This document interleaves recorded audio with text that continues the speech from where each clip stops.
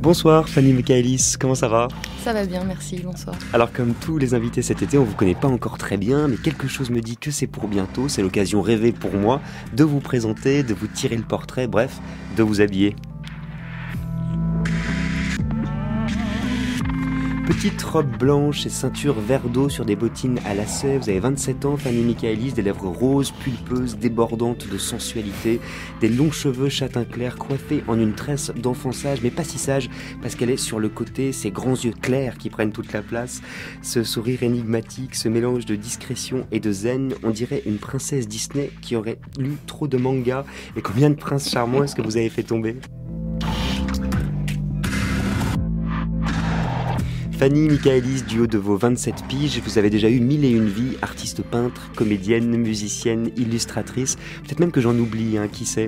De toute façon, c'est pour une première que je vous ai invité, une bande dessinée, si on peut appeler ça comme ça, disons un roman graphique dont vous êtes l'auteur, et qui porte un drôle de titre, « Avant, mon père aussi était un enfant ». Alors c'est un livre magnifique, une sorte de conte de fées envoûtant et inquiétant autour de la procréation et de la fertilité. Il y a une forêt magique avec des arbres volants, attifés d'une tête de poisson.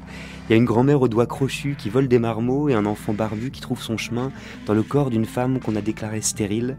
On est quelque part entre Alice au pays des cauchemars et le conte de Tim Burton, La triste fin du petit enfant huître, un univers étrange et poétique avec une douceur qui n'en est que plus effrayante, comme un rêve qu'on aurait mis en image en fait avec son lot de symboles et d'énigmes. Avis aux psy qui sommeillent au fond de chacun. Avant, mon père aussi était un enfant, ça sortira le 25 août aux éditions Cornelius et c'est une très belle première fois. Vous savez que ça tombe bien parce qu'ici, on adore ça. Première fois. Alors Fanny Michaelis, la première question qu'on a envie de vous poser, vous vous en doutez, c'est comment on fait les bébés. Je sais pas.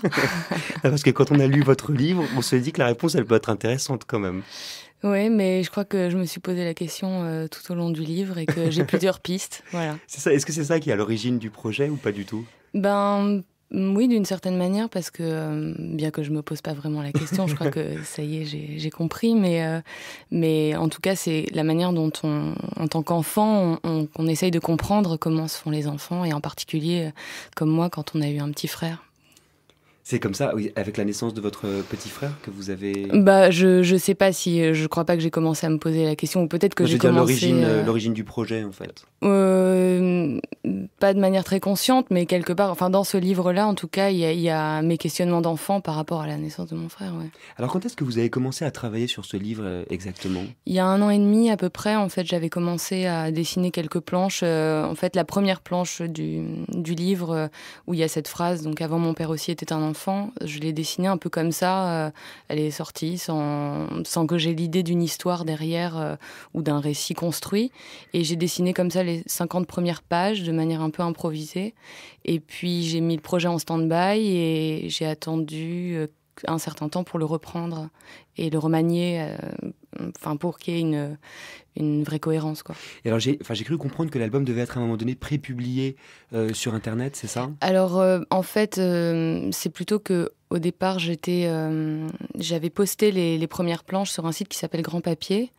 Parce que j'avais pas vraiment l'idée d'une publication. Ça me permettait d'avoir des retours comme ça sur un travail assez spontané. Et puis au moment où je me suis dit mais ce serait peut-être bien d'en faire un livre, j'ai peut-être quelque chose à dire, à pousser là-dedans, j'ai arrêté de le publier sur le site et je l'ai gardé pour moi. Mais ça a duré un petit moment avant que je le propose aussi à Cornelius. Alors Cornelius, quand même, c'est pas n'importe quelle maison, c'est la maison de Daniel Clowes, par exemple, ce grand BDaste américain. Ça s'est passé comment la rencontre avec Cornelius ? Vous les connaissiez déjà ? Oui, j'avais croisé donc Jean-Louis Gauthier, l'éditeur, à plusieurs reprises, mais sans que l'idée d'un livre, j'avais pas à ce moment-là de projet à proposer. Et puis j'ai eu attendu de finir mon livre, qui est quand même un peu déroutant, donc j'avais besoin que la forme soit terminée pour pouvoir lui montrer. Et c'est la seule maison d'édition à laquelle je l'ai proposé, et il a dit oui, donc moi j'étais ravie et honorée. Vous vous souvenez où vous étiez ? Vous vous souvenez comment vous avez réagi ou pas du tout ? Je crois que je lui ai envoyé un PDF timide en lui demandant s'il pouvait le lire, et j'ai attendu chaque jour. Et il a répondu au bout de combien de temps ? Je sais plus, mais ça m'a semblé long. Et qu'est-ce que ça change justement de passer au support papier? Vous dites j'avais envie d'en faire un livre pour en faire un livre. Ça change tout à mon sens, mais parce que moi j'aime les livres, j'ai toujours adoré ça. Quand j'étais petite, j'étais passionnée par les livres et j'en avais de très beaux en mémoire, et que faire un livre, c'est faire un objet, c'est quelque chose qui est par rapport à Internet, qui est cette chose très intéressante qu'on peut avoir des retours. Moi, pour ça, je trouve c'est intéressant, mais il n'y a pas d'objet, quoi. C'est totalement volatile et c'est très frustrant finalement.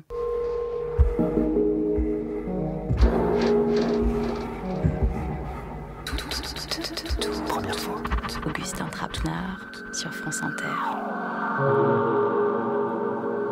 Fanny Michaëlis, on va un petit peu parler de cette première BD, Avant mon père aussi était un enfant, qui sortira donc à la rentrée aux éditions Cornelius, une atmosphère assez inquiétante, assez étrange. Je vais quand même décrire la couverture du livre, qui est déjà achevée, et qui est en couleur, sur un fond bleu, un petit théâtre qui a la forme d'un sexe de femme, des rideaux qui sont entr'ouverts et au travers desquels on voit un petit bonhomme barbu. Avouez que c'est quand même un petit peu troublant. C'est une image qui vous est venue ?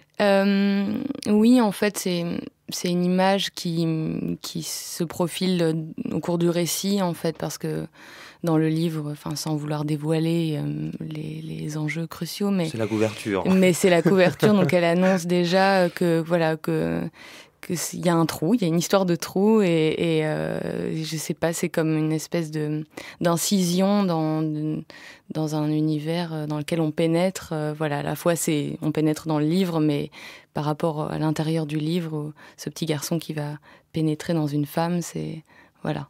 On a l'impression qu'un dessin en appelle un autre, que vous avez fonctionné de façon complètement inconsciente. Ou alors, est-ce que vous avez suivi un scénario, scène par scène ? Non, pas du tout. Non, mais vraiment, en fait, les 50 premières planches, je crois que je les ai dessinées sans me poser de questions. Une image en appelait une autre, et je me faisais vraiment confiance. Et puis, à un moment donné, j'ai buté contre le fait que j'avais pas d'histoire, et que c'était pas évident même de poursuivre mes intuitions, en fait, que ça s'arrêtait là, qu'il fallait que je remanie quelque chose pour c'est comme lancer une flèche. À un moment donné, il faut savoir un peu où on veut aller. Donc à ce moment-là, j'ai mis un peu en pause, et puis j'ai laissé le temps faire, et puis j'ai été aussi soutenue et aidée, à me faire confiance et à voir comment ça pouvait naître de moi, sans scénario préconçu, mais trouver une narration à moi, vraiment singulière. Parce que ce qui est impressionnant, et il faut le dire tout de suite, c'est qu'il y a très peu de texte. Oui.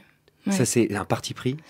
Je crois qu'à ce moment-là, c'est plutôt que, à la fois, je trouve que c'est cohérent par rapport au sujet, mais moi-même, par rapport aux mots, c'est très, très ambivalent. C'est-à-dire que je n'ai pas forcément de personnage qui me parle dans ma tête. Donc, à la fois, je crois que je suis une grosse timide, et que du coup, je suis un peu bloquée. Et en même temps, je parle aussi de perceptions très enfantines et très inconscientes, où il n'y a pas forcément de mots. Et je trouve que les images sont, dans leur complexité, souvent formulent les choses de manière beaucoup plus précise, à mon sens, que les mots, quoi.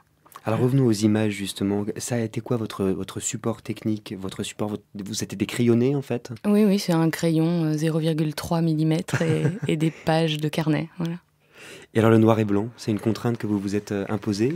En fait, c'est assez pragmatique, mais c'est que j'ai commencé à dessiner dans des carnets parce qu'on peut les emmener partout, et qu'un crayon porte-mine, c'est très pratique aussi. Et j'avais envie de faire des choses très fines, donc du coup, c'était. Puis la couleur, là, ça avait pas de sens pour moi. En plus, je travaille la couleur souvent sur ordinateur après, et je sais pas, ce serait devenu trop illustratif. En fait, là, il y a vraiment quelque chose de.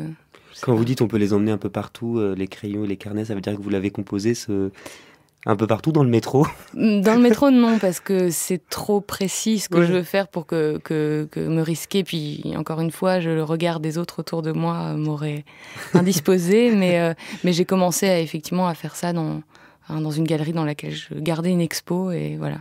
Donc, c'était pratique, comme je travaillais hors de chez moi. Au final, ça ressemble pas beaucoup à une BD, hein. Il y a une histoire, des dessins. Et oui, c'est vrai qu'il n'y a pas de cases, il n'y a pas de bulles. Mais je sais pas, c'est peut-être pas de la BD, hein, j'en sais rien en fait. Moi, j'ai pas de...